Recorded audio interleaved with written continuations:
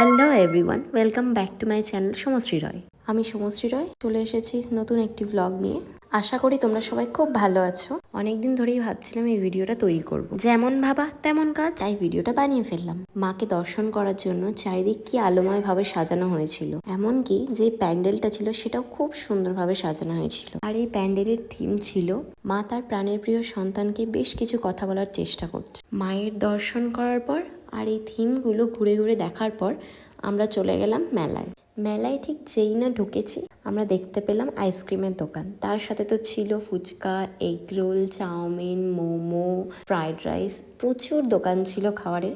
এছাড়াও অনেক কটা রাইডিং ছিল।